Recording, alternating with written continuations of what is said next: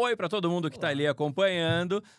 Sou o Lucas Moreira, presidente do Instituto Minerva. Tenho mais um papo aqui do World Creativity Day. Tô com o Danilo Souza, que acabou de fazer uma palestra sensacional de branding. Branding é Tava para contando um pouquinho da todos. história. Ele organizou ano passado o World Creativity Day em alguns polos. Butantã. E hoje está aqui como palestrante. Não só hoje, amanhã ele também vai participar de uma outra palestra em um outro polo.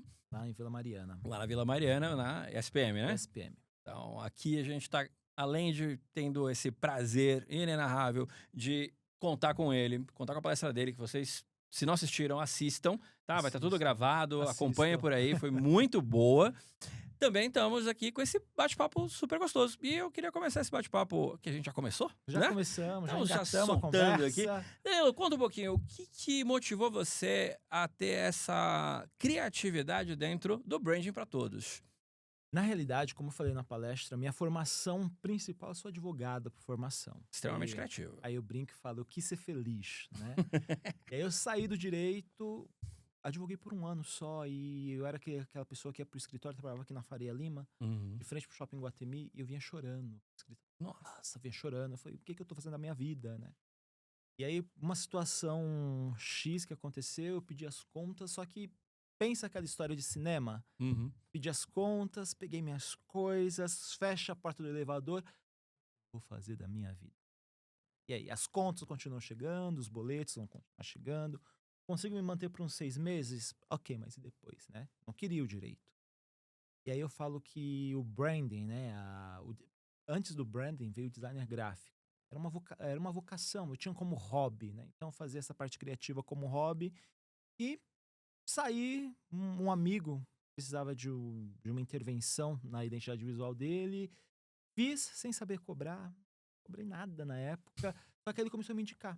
Ele acabou se tornando presidente da subseção da OAB da região dele, e começou a me indicar os advogados. Chegou o período de 3, 4 meses, eu estava com 100 advogados como clientes, tipo Nossa. assim, sem saber nada de gestão, nada. E aí eu voltei a estudar, fui fazer design gráfico, fui fazer branding, né? Fiz uma especialização em branding na ESPM e falei, é isso. É posicionamento de marcas, é gestão de marcas. Só que quando você vai olhar o mercado, você enxerga, né? Eu enxerguei isso, que o pequeno e o médio empreendedor, ele acredita que o branding é só para grandes marcas. Magalu. Eu vou pegar exemplos de marcas que mexeram no branding, que trabalham muito bem o posicionamento deles, como Amazon, Magazine Luiza, Casas Bahia, enfim, eles entendem e acreditam que é só para eles, e não é. O branding é para você também, né? Você que é o eu empreendedor, você que é um autônomo. Eu brinco e falo, né, que o brand é para padaria da esquina, para o barbeiro da sua rua, para o mercado da avenida, para o advogado, para o contador, para todos. Fala-se muito da gourmetização das coisas. A gourmetização das coisas, na verdade, é posicionamento. Exato, Né? Para muitos exato. setores, é E posicionamento. aí se torna e aí quando fala da gourmetização, leva-se por uma ideia muito jocosa. Ah, não, é frescura. Não é frescura. E aí é o que eu trouxe hoje no nosso bate-papo, que é processo. O branding é processo. Ninguém abre um negócio, ninguém cria uma empresa para entrar na estatística do Sebrae. Ah, daqui a 5 anos, boa parte das empresas vão fechar, vão falir. Não, se você abre um negócio é porque você quer prosperar, você quer que dá certo, né? E o branding, ele é a maior, se eu não falar, a principal ferramenta, né? E te dá essa possibilidade de prosperar. Então pensem, invistam, olhem para o seu branding. Não, e aí eu falo uma coisa, quando você diz que começou tudo isso com advogados procurando, eles eram o escritório procurando, eles eram advogados pela pessoa física deles, querendo se posicionar e te procurando. Como que foi esse Foi começo? bem na época que o governo sancionou a Sociedade Unipessoal de Advocacia. Eu acho isso de uma forma hilária, porque como que você tem uma sociedade unipessoal? Eireli do advogado. Exato, foi bem quando criou-se essa formação jurídica. E aí era o advogado autônomo, que não existe mais advogado autônomo, que era a sociedade unipessoal. Então eles precisavam se formalizar. Porém, tem um detalhe que o Código de Ética da OAB restringe muitas coisas. Não pode fazer propaganda, Não né? pode, por exemplo, se você é um advogado individual, você não pode ter por exemplo, Minerva tem o signo. O Uhum. advogado individual ele não pode ter um signo. Ele pode trabalhar com a tipografia. E a maioria das agências não sabem disso. Agora estão sabendo e agora vão fazer certo. Uhum. Mas não pode. E aí, esse acabou sendo o meu diferencial, o meu aio, né? O meu eixo de gancho de puxar, ok, ó, fala com quem entende. Tanto é que hoje eu estou dentro da comissão de marketing jurídico exatamente por conta disso, porque nós temos esse diferencial, né? Aqui no Instituto Minerva a gente recebe com o maior prazer também uma instituição de advogados, a ACC, né, que são os advogados in-house. Então, toda semana a gente grava um podcast deles aqui na casa, e ter essa vivência com advogados pra gente cada vez mais tem sido interessante. E essas novidades que aparecem no setor jurídico, normalmente é um setor muito fechado, muito conservador. Reservado.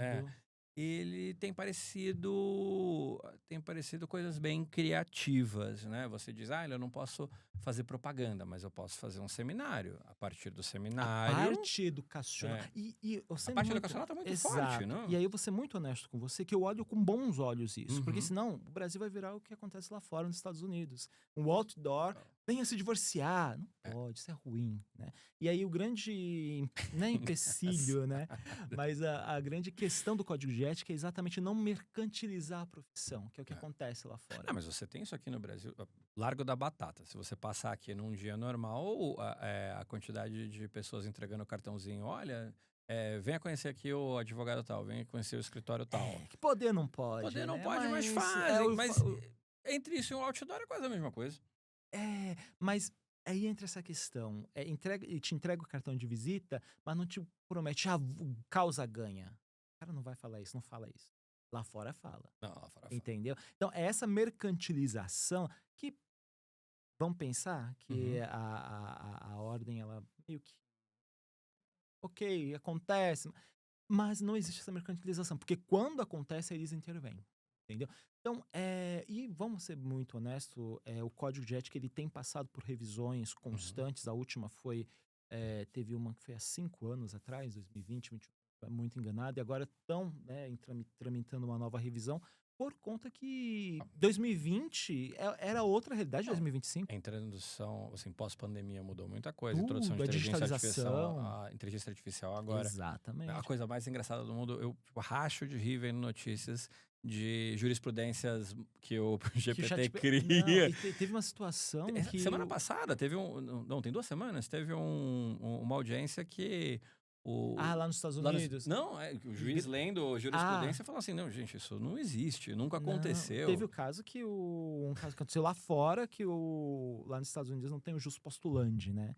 E só o advogado pode falar perante o juiz, você como réu pode. E ele gravou para inteligência artificial para fazer a defesa dele. A juíza ficou bravíssima com isso. Aqui no Brasil teve uma situação que, se eu não estiver muito enganado, foi o advogado fez toda a petição no ChatGPT, tinha receita de bolo no meio. Então, precisa-se dessa normalização, porque senão vira bagunça. Ou jurisprudências inexistentes. Você criou o caso tal do processo tal, que o processo nunca existiu, o caso nunca existiu. Né? Mas você pede, ele te entrega. E aí, se a pessoa não se atenta, vai levando. Sabe aquela mentira que contada várias vezes vira uma verdade? É o grande perigo.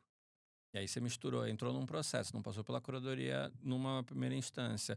Ele segue aquilo que não existiu, passa a existir porque ele faz parte do outro processo. E já pensou se isso chega na última instância, que no Brasil é o STF, e você vê que é uma coisa validada, né? Nossa, que feio que é isso. Agora, vou te fazer uma pergunta curiosa. Na sua palestra, teve uma hora que você comenta assim... o que Cacau Show vende? Cacau Show não vende chocolate. Copenhagen, isso? Os dois também, né? Mas Copenhagen é mais? Copenhagen é mais. Cacau Show ainda vende chocolate. A Copenhagen não vende chocolate. O que a Copenhagen vende? Presente. E esse é o produto dela, é o presente. Porque quando você entra numa loja, a experiência que você tem como cliente não é de você ir comprar um chocolate, você comprar um presente. Tanto é que as datas sazonais é onde eles mais faturam. Porque Natal, final de ano, pega a Faria Lima, a cada 10 pessoas, 8 tá com uma sacola da Copenhagen. Porque é um presente, a pessoa que ganha fica feliz. E não é por conta do chocolate. Lembrou de mim, é um produto premium, é essa a ideia. Isso é posicionamento. Porque ela poderia muito bem falar, eu vendo chocolate. Pra Copenhagen, quem vende chocolate é a Cacau Brasil, que é a segunda linha deles. Eles vendem chocolate. Com a Cacau Show. E compete com a Cacau Show. E eles vendem chocolate. A Cacau Brasil vende chocolate. A Copenhagen é. E a Dengo, ela tá entrando agora no modo de ser presente também, mas eles começaram como chocolate. Então você vai vendo que é posicionamento. E isso você descobre quando você trabalha a sua marca. Isso é incrível, eu falo que é a razão de existir, é o que vai se reinventar. Porque beleza, eu poderia, igual a Coca-Cola. Coca-Cola não vende refrigerante, vende momentos de felicidade, né? Uhum. Refrigerante, N outras empresas vendem refrigerante. Uhum. Isso é posicionamento. Isso é o que o branding traz pro seu negócio. E aí você faz uma conexão onde eu pego uma marca muito grande que se posiciona, eu pego uma pessoa sozinho, né, um escritório, o eu empreendedor, e todos eles estão conectados com a mesma história que eles vão contar. É como Sim. eles vão se posicionar, e hoje cada vez mais facilitado, né, pelos canais. Sim. Todo mundo tá vendo a gente aqui, né, acompanhando. Exato. Isso aqui que a gente está fazendo não deixa de ser uma parte de branding da Conteúdo, própria construção do evento da sua em si. autoridade. Exatamente. Né? E isso esse tá acontecendo aqui é o que vai perpetuar o evento para a próxima edição. Vai trazer autoridade para a próxima edição. E esse papo gostoso que a gente está tendo, a gente está falando com todas as pessoas que passam, que estão passando por aqui, com temas completamente diferentes, mas unidos pelo fio condutor da criatividade.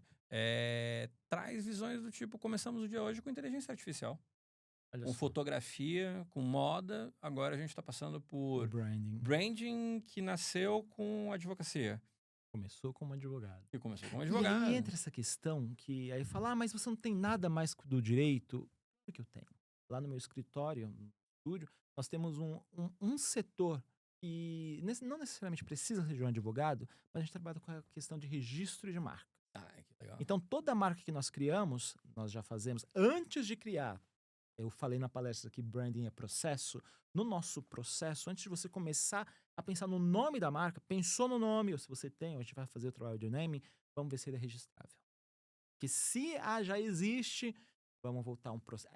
É uma etapa, você vai voltar uma etapa só. Já pensou? Eu já tive clientes que a empresa já existia há 17 anos. Existia 17 anos. E aí, quando ele chegou, uma empresa lá de Santa Catarina, a gente foi fazer essa pesquisa, já tinha uma marca registrada. Há 23 anos. E aí? Não, eu vi um case, acho que foi no final do ano passado, de uma marca de uma franquia acho que de bolos. Eu falei na palestra. Isso. A Sodier. Sodier. A marca, antes de ser Sodier, era Sensações, né? Sensações Bolo, né? E aí já tinha franquia, já tinha feito um investimento, quando pensa em investimento de franquias e de marca, de quase 700 milhões de reais. E aí chegou o processinho lá para a dona da marca. Porque a marca Sensações, sensação, na classe, né, de alimentos é da Nestlé. E aí o que ela teve que fazer? Trocar a frente de loja. Bom, Tudo, rebranding total, teve né? que criar uma marca do zero. E aí pensa, ela desesperada, pegou as iniciais dos filhos dela, Sofia e Diego, Sodier Bolos. Ok, aí ela fez todo o processo, fez a pesquisa. Mas pensa como ela teria economizado 700 milhões de reais se tivesse seguido o processo. Agora eu vou falar com você que está acompanhando a gente. Se você não quiser cair nessa cilada, como que ela faz? Fala comigo como? Conta pra gente. Minhas redes sociais, né? O Instagram é Marítimo Estúdio. É ESTUDIO, não é estúdio com S mudo. É Estúdio, Marítimo Estúdio, ou o nosso site, maritimoestudio.com.br. Tem meu Instagram, tem meu WhatsApp. Pode me chamar para bater um papo. Adoro café. Pode tomar um café junto. Muito bom. É isso. Danilo, eu vou falar que foi um prazer receber você aqui hoje na nossa casa. Em algum lugar aqui vai aparecer na edição suas redes sociais, seus contatos todos. Falem com ele, vai ser um papo gostoso. Gosta de muito café. É isso. E branding é para todos. Branding é para todos, é para você também. Continue nos acompanhando. A sequência de palestras está incrível. A sequência de conversas nem se fala. Essa parte aqui é o bate-papo mais gostoso que tem. Né? Já passou já o frisson, já foi. Da palestra. Gente, muito obrigado e continuem aí acompanhando nas redes e em todos os nossos canais. Valeu. Obrigado.